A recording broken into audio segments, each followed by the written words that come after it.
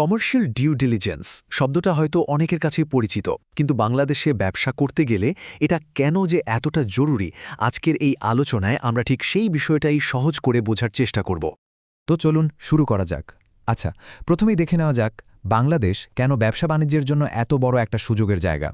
প্রথম কারণটা একদম চোখের সামনে, প্রায় ১৭,৩৫,০০,০০০ মানুষের বিশাল একটা দেশ। তার মানে এখানে একটা বিরাট ভোক্তা বাজার তৈরি হয়েই আছে। আর এই বিশাল জনসংখ্যাকে সাপোর্ট দিচ্ছে প্রায় $450 বিলিয়ন একটা শক্তিশালী অর্থনীতি। অঙ্কটা কিন্তু বিশাল। শুধু তাই না, দেশের পরিকাঠামোও কিন্তু খুব দ্রুত উন্নত হচ্ছে। ভাবুন তো, প্রায় ৯৯.৫% মানুষের কাছে বিদ্যুৎ পৌঁছে গেছে। যে কোনো ব্যবসার নিরবিচ্ছিন্ন পরিচালনার জন্য এটা যে কতটা বড় একটা ব্যাপার তা বলাই বাহুল্য। বাহ, সব কিছু তো দারুণ শোনাচ্ছে, তাই না? কিন্তু এখানেই আসে আসল বাস্তবতা। মানে যা দেখানো হয় আর যা সত্যি, তার মধ্যে কিন্তু একটা বড় ফারাক থাকতে পারে। যেমন ধরুন, একটা স্থানীয় কোম্পানির ওয়েবসাইট দেখলেন, কি দারুণ দেখতে, ব্রোশিওরটাও চমৎকার, কিন্তু বাস্তবে দেখা গেল তাদের কাজের কোনো ঠিক ঠিকানা নেই। এই যে একটা ফারাক, যা দেখানো হচ্ছে আর যা সত্যি, এটাই কিন্তু ব্যবসার জন্য বিশাল একটা ঝুঁকি তৈরি করে ফেলে। সুতরাং মূল কথাটা হলো, এই বাজারে শুধু মুখের কথা বা সুন্দর কাগজপত্রের উপর ভরসা করাটা কিন্তু খুবই বিপজ্জনক। এখানে দরকার নক্কার প্রমাণ, দরকার ডেটা। আর এই ঝুঁকি মোকাবেলা করার সবচেয়ে কার্যকর উপায় বা টুলটাই হল কমার্শিয়াল ডিউ ডিলিজেন্স। খুব সহজ করে বললে এটা আসলে একটাই প্রশ্নের উত্তর খোঁজে: এই ব্যবসায়িক সুযোগটা কি আদৌ লাভজনক?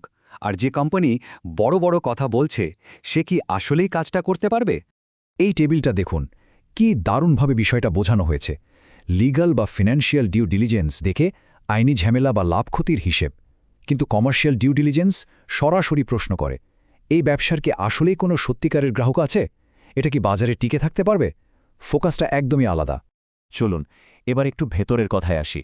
মানে এই কমার্শিয়াল ডিউ ডিলিজেন্স জিনিসটা আসলে কিভাবে করা হয়? দেখুন, একটা ভালো ডিউ ডিলিজেন্স কিন্তু হুট করে ফেলার জিনিস না। এর একটা একেবারে গোছানো, একটা ডিসিপ্লিনড প্রসেস আছে। একদম শুরু থেকে উদ্দেশ্যটা কি সেটা পরিষ্কার করা থেকে শুরু করে একেবারে মাঠে নেমে তথ্য যাচাই করা, আর তারপর সব ঝুঁকি বিশ্লেষণ করে একটা রিপোর্ট বানানো, প্রত্যেকটা ধাপই কিন্তু এখানে জরুরি। আসল কথা হলো, কোনো কিছুই যেন অনুমানের উপর ছেড়ে দেওয়া না হয়।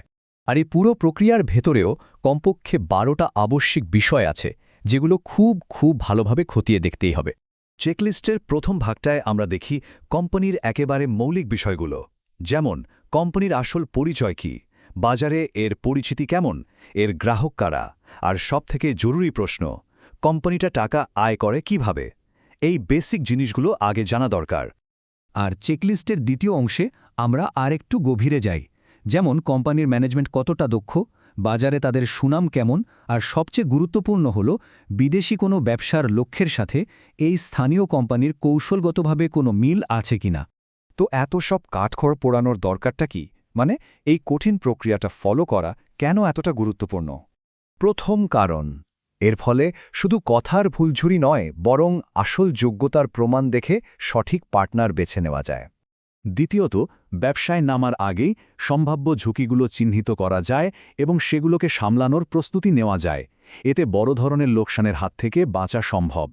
তৃতীয়ত, আপনি যখন একটা কোম্পানির নারী নক্ষত্র জানবেন, মানে তার আসল শক্তি আর দুর্বলতাগুলো বুঝবেন, তখন দর কষাকষি টেবিলে আপনার অবস্থান অনেক বেশি শক্তিশালী হবে। আর সবশেষে, এটা আপনার ব্র্যান্ডের সম্মান বাঁচায়, কারণ একবার যদি ভুল কোনো পার্টনারের সাথে নাম জড়িয়ে যায়, তাহলে একটা ব্র্যান্ডের সুনাম তৈরি হওয়ার আগেই কিন্তু নষ্ট হয়ে যেতে পারে। শেষ পর্যন্ত ব্যাপারটা কিন্তু নেদোবেরিয়া বা সন্দেহের নয়।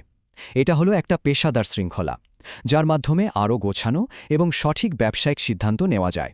তাই এই আলোচনা শেষে প্রত্যেক ব্যবসায়ী বা বিনিয়োগকারীর জন্য একটাই প্রশ্ন থেকে যায়: বাজারে নামার যে কৌশলটা নেওয়া হচ্ছে, সেটা কি শুধুই অনুমানের উপর ভিত্তি করে, নাকি এর পেছনে নক্কার প্রমাণ আছে?